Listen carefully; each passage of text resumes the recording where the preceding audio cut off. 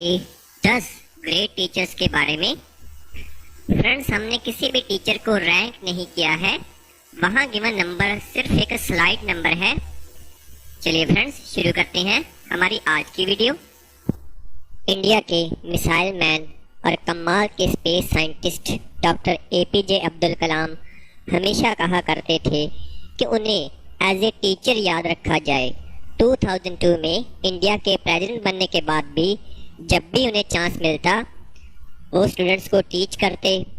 उनका मानना था कि नेशनल डेवलपमेंट के लिए यूथ का कंट्रीब्यूशन बहुत ज़रूरी है और उन्हें एजुकेटेड होना चाहिए। 5 सितंबर 2000 के टीचर डे के मौके पर एक इंटरव्यू में उन्होंने कहा था, if the people remember me as a good teacher that will be the biggest honour for me. Doctor साहब के अकॉर्डिंग टीचिंग एक नोबल प्रोफेशन है जो कि इंडिविजुअल के कैरेक्टर को शेप देता है। बच्चों के फ्यूचर को शेप देने में एक टीचर बहुत इंपॉर्टेंट रोल प्ले करता है। वो अपने साथ काम करने वाले साइंटिस्ट को भी टीच किया करते थे। वो जब भी किसी स्कूल, कॉलेज या इंस्टीट्यूशन में विजिट करते, हज़ारों लोग उनके मोटिवेशनल वर्ड्स सुनने के लिए इकट्ठा हो जाते। इतनी भीड़ तो बड़े बड़े पोइट और राइटर्स भी अट्रैक्ट नहीं कर पाते।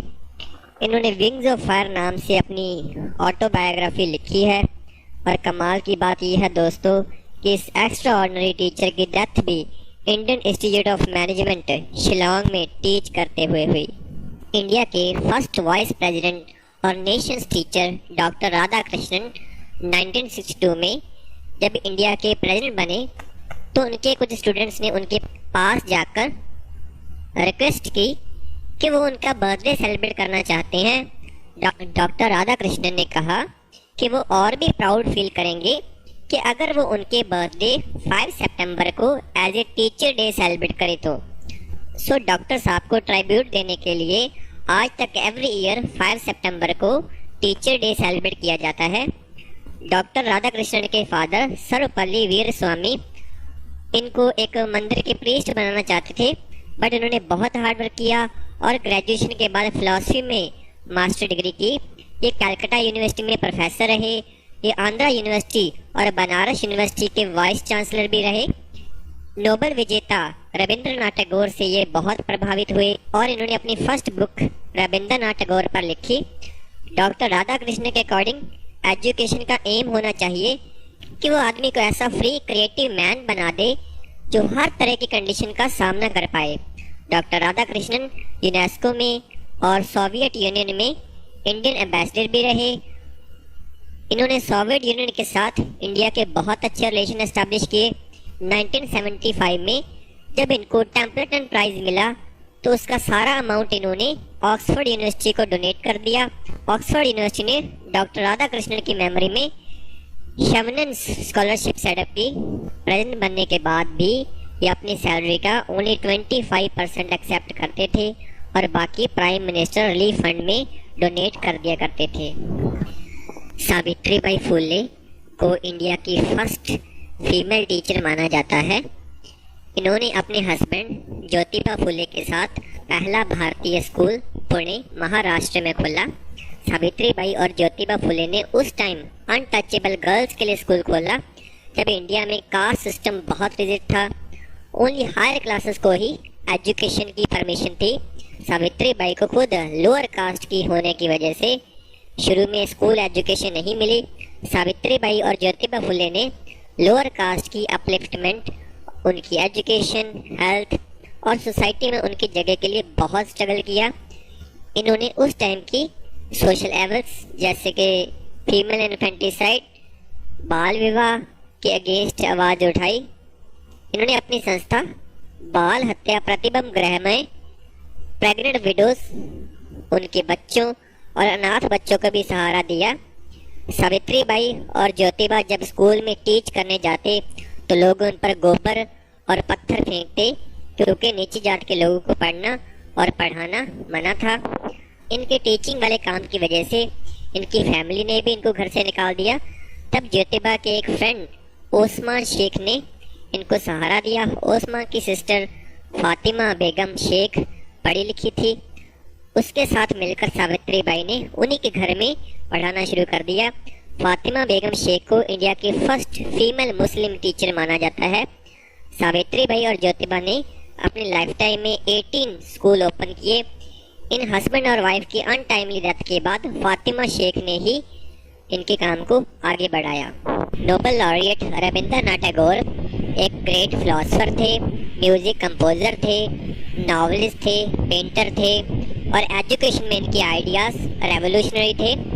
रविंद्रनाथ जी गुरुकुल टाइप की शिक्षा के फेवर में थे, जहां स्टूडेंट्स चार दीवारी में नहीं बल्कि ओपन एनवायरनमेंट में सीखते हैं।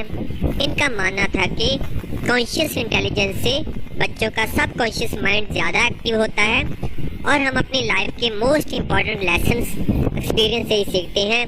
ऐसी लर्निंग से थकावट नहीं होती और स्टूडेंट्स एंजॉय करके सीखते हैं। गीतांजलि नामक पोएट्री कलेक्शन के लिए इनको नोबेल प्राइज़ मिला था और ये इंडियन नेशनल एंथम के रचयिता भी हैं। महात्मा गांधी जी ने इनको गुरुदेव टाइटल दिया था। स्वामी विवेकानंद एक सोशल रिफॉर्मर के साथ साथ ग्रेट टीचर थे और ये खुद एक ग्रेट टीचर स्वामी रामकृष्ण परमहंस के स्टूडेंट थे, जिनसे मोटिवेट होकर इन्होंने रामकृष्ण मिशन की स्थापना की। इनका मानना था कि एजुकेशन एक पावरफुल वेपन है जो सोशल चेंज ला सकता है। एजुकेशन एक कांस्टेंट प्रोसेस है और इसे लाइफ के सारे aspects material, physical, moral, intellectual, spiritual and emotional को कवर करना चाहिए। एजुकेशन का एम ह्यूमन माइंड में सुधार करना होना चाहिए।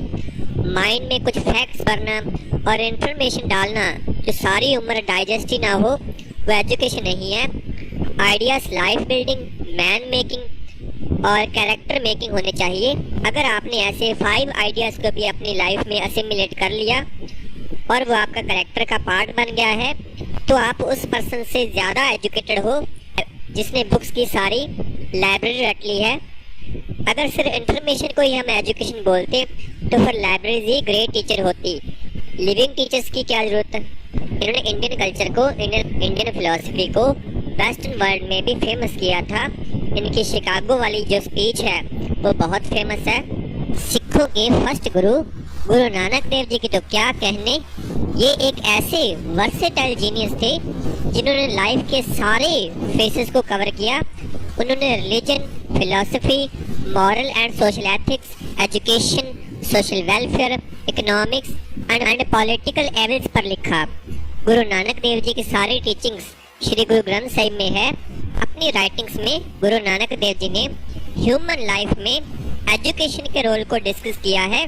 सच है कि गुरु नानक देव जी ने मॉडर्न सेंस में एजुकेशन की कोई सिस्टमेटिक फिलॉसफी डेवलप नहीं की। उन्होंने किसी लैब में एक्सपेरिमेंट नहीं किए और एजुकेशन अबाउट उनके व्यूज बिखरे हुए हैं। बट अगर हम गुरु जी के वर्क को स्टडी करें तो उनके जनरल फिलॉसफी और एजुकेशनल व्यूज में एक क्लोज रिलेशन मिल जाता है। गुरु नानक देव जी के अकॉर्डिंग एजुकेशन का एम होल मैन की डेवलपमेंट करना है। रियल एजुकेशन एक पर्सन को सेल्फ रियलाइजेशन और सेल्फ मैनिफेस्टेशन के काबिल बनाती है। बुक लर्निंग ट्रू एजुकेशन नहीं है। कश्मीरी पंडित धर्मदास संस्कृत लिटरेचर का बहुत बड़ा पंडित था और उसने बहुत सारी बुक्स को स्टडी कर रखा था। वो गुरु नानक देव जी से भी बहस करना चाहता था। गुरु जी ने उसे समझाया कि इंफॉर्मेशन और नॉलेज स्टोर करना रियल एजुकेशन नहीं है। गुरु जी ऐसी एजुकेशन के फेवर में थे जो एक पर्सन की आत्मा में ऐसा अमृत पैदा कर दे कि डेथ और डिस्ट्रक्शन भी उसका कुछ न बिगाड़ पाए। गुरु नानक देव जी के अकॉर्डिंग ज्ञान प्रकाश है, स्ट्रेंथ है, विजडम है, इनसाइट है। Education body, mind and soul के लिए होनी चाहिए। ये हमें अच्छे और बुरे में फर्क करना सिखाए। ये पर्सन को अपने लेवल पर एफर्ट्स करने के लिए मोटिवेट करे। वो एक्शन और लेबर में बिलीफ रखे, दूसरों की भलाई और स्पिरिचुअल अटैचमेंट ये यूनिवर्सल टीचिंग्स है। इसलिए गुरु नानक देव जी के महान टीचर हैं। दोस्तों, आर्यभट्ट एंशिएंट टाइम के ग्रेट मैथमेटिशियन और एस्ट्रोनॉमर थे। ये नालंदा यूनिवर्सिटी में प्रोफेसर थे।